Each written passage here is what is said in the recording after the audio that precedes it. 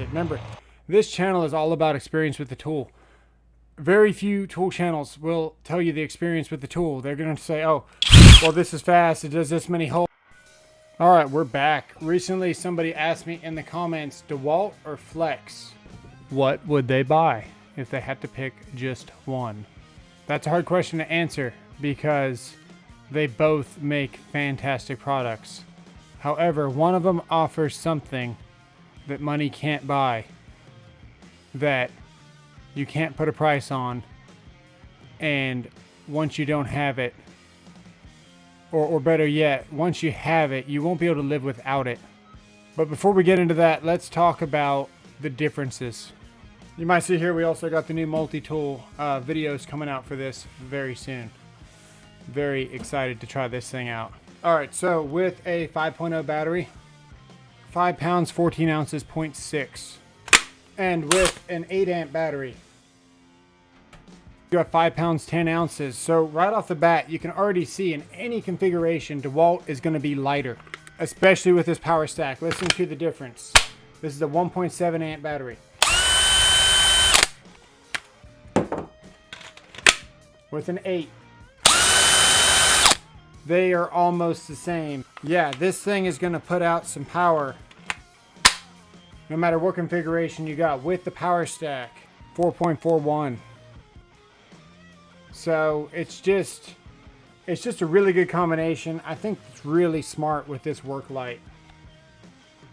It'll light up a whole room, and the power consistently, like I guess you would say the power that it gives you over the course of the task is very consistent and very smooth. Now, specifically, the comment was about the DCF850 and the POWERDETECT DCD998. This is a Lowe's only buy. So with the DCF850, this is what you get. You get a small compact package. Right now, this is $150 with the kit, battery and charger and tool at Home Depot. It's got multiple speeds.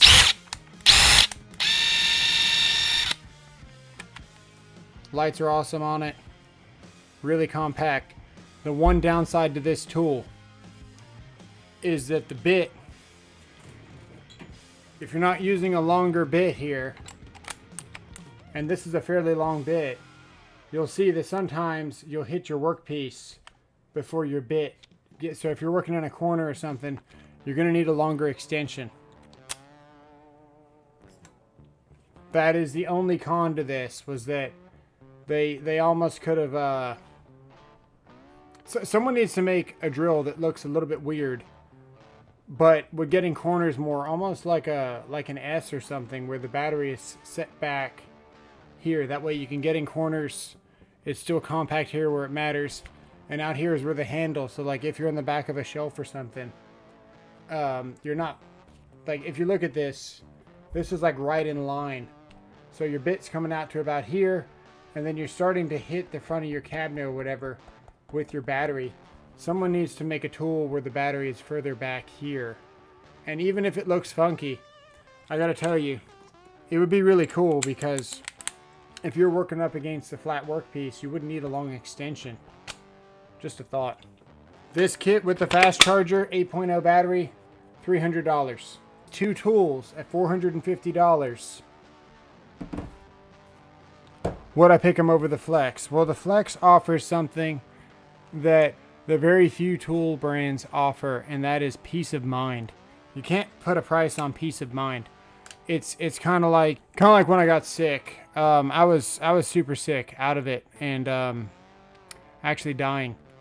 And the one thing that I had in the back of my mind was that I had life insurance. Now, I've been spending quite a bit of money per month on life insurance, and sort of kind of regretting it. You know, you get life insurance from this, you get this, and then you got like multiple plans, whatever you got. I've actually got a really reasonable price on my stuff, but that's beside the point. The point is that, you know, you've got that peace of mind that's still comforting even in bad situations. So the other day when I broke this chuck, I knew hey, I've got a lifetime limited warranty. And by the way, Flex only offers that till the end of this year. That's why we're kind of picking up some Flex tools as we go, because one, they're expensive, so you got to pick them up as you go. But two, lifetime limited warranty, and that's peace of mind that you cannot put a price on. I think probably Rigid is the only other brand. You know, Cobalt, whatever. I'm gonna get myself in trouble by talking about other brands I don't know anything about, and I'm not ashamed to say that. I don't know anything about all those other brands. What I do know, lifetime limited warranty. Talk to the guy on the phone, really good interaction, and they're sending me a brand new drill. It might even be at my front door right now. I gotta go check. Let me go check. Okay, so it wasn't there, and actually I'm kind of surprised it wasn't there, but that's okay. I'm going to report on you as soon as it gets here and what the process was. So back to Flex. What is this tool like? Why do I like it so much? And what is the experience with it? Remember, this channel is all about experience with the tool. Very few tool channels will tell you the experience with the tool. They're going to say, oh, well, this is fast, it does this many holes, and they'll run it against a couple of tools. I'm going to tell you about how this tool feels in your hand, what it's like when you're using it, and just the experiences with it. So yeah, make sure you stick around, because the perspective is half of the review, honestly, and not very many people leave their perspective on it. So I can tell you the perspective of this is that I don't worry about it whenever it's on the floor and it's laying on its side, because let's be honest, nobody stands a drill up like this because it's just going to get knocked over. So everybody lays drills on their side. If you're working, you know, finish shop, whatever you're doing, and you put your, you know, tools on top of a cabinet, that's different. I'm talking about on a job site, rough lumber everywhere, ripping up the floor, moving this around, banging into this. If you leave your drill standing up, you will break whatever tip is in your drill. It just doesn't make sense. You lay it down, it's safer.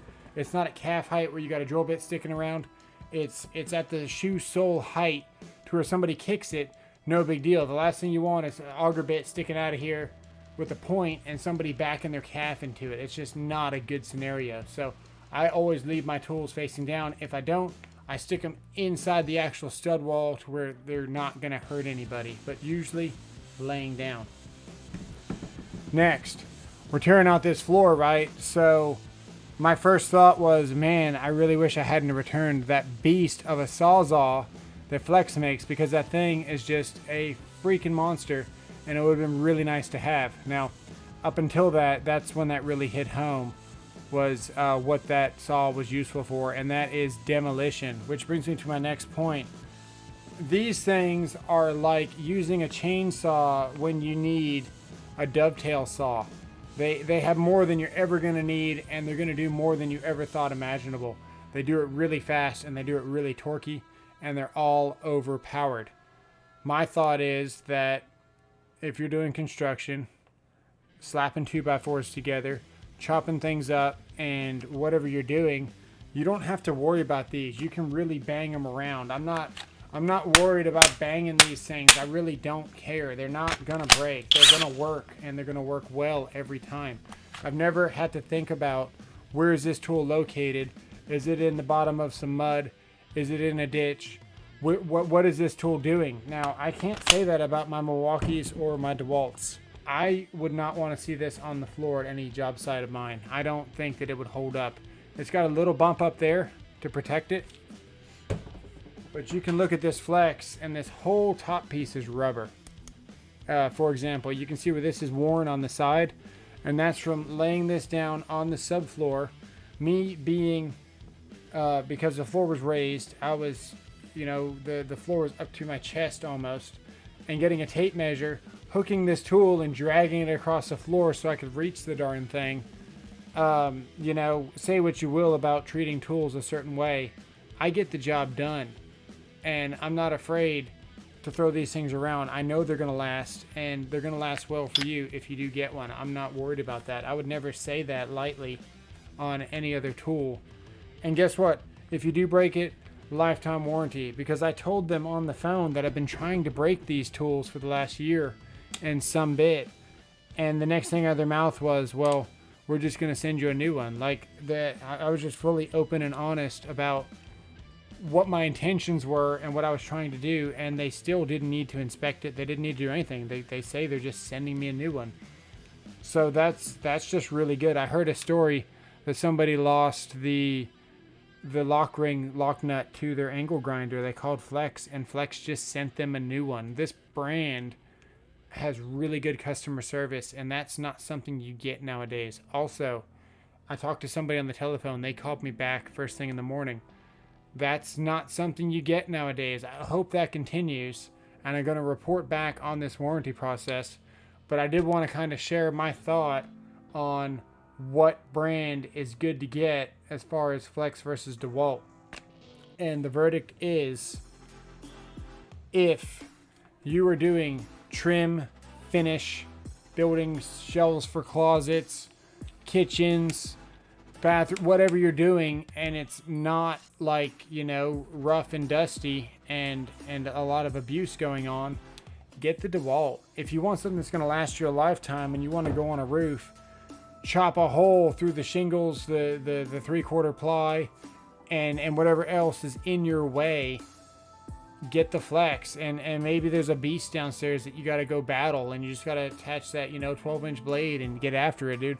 This thing is capable of handling anything you need it to do. Brute force, down to the nitty gritty of getting it done. And that's what all I'm about. I'm all about the nitty gritty and getting it done. So that's my thought on this brand. And we're going to continue to push these tools to the limit until we seriously break one. And then we're going to let you know. But we have been trying to seriously break some tools for quite some time. The skill saw just keeps going. And it's small. It's like that thin. It fits in a freaking pretty much any toolbox you want. I remember whenever they used to sell special toolboxes, or they used to feature special drawers for these toolboxes that said, hey, this fits a skill saw. It was a wider box, taller, and they would have a picture of a skill saw so you knew that you could fit your circular saw into this drawer. And that's almost a thing of the past, man. I could probably fit that freaking Flex in the middle drawer that's like that deep in my toolbox, the rolling one, of course. So yeah, just something to think about. But that is to answer the question to some of my comments. I always answer all my comments. Please leave me any questions that you got. I'll do my best to answer it. Yeah, we're gonna end it here. Thanks for watching. We'll see you on the next one.